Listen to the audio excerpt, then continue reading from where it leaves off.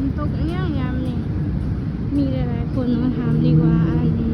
ตอนหลังเดินงานจะซื้อกับข้าวบ่ได้ซื้อเนาะทุกคนบ่ได้ซื้อประมาณวันละ50 บาทประมาณนี้แหละแต่บ่ได้ซื้อหลายนะ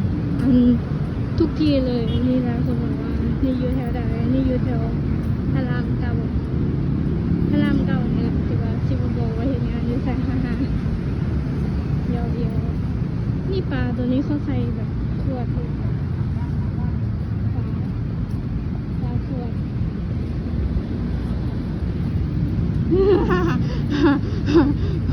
คิดว่าลืมแล้วฝนตก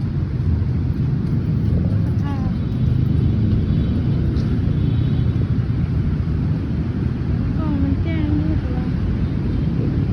ไม่ค่อยแจ้งกลางคืนก็ได้เลยดูก็คอยสิเบิ่งกระเป๋าคอยสิคาตัวนี้มันมีมงซื้อนะหามงซื้ออยู่บ่มีก็ค่ะเปียกสงกรานต์ยังมือเปียกแบบเขาลินเขาสาดน้ำเปียกวะหมดแล้วค่ะเอาไว้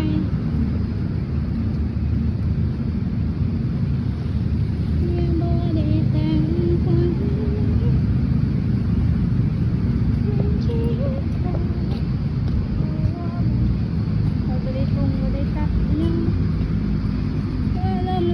แรงขึ้นนะเนี่ยมันจะจำใจว่าแห้งขึ้นคนอื่นมีลมเมืองเขาหรือว่ามีลมห้องเพลงแบบเป็นจุดนะว่าห้องแบบว่าตรงคานี่เอาสิไงครับเขากำมองบ่ได้คือการ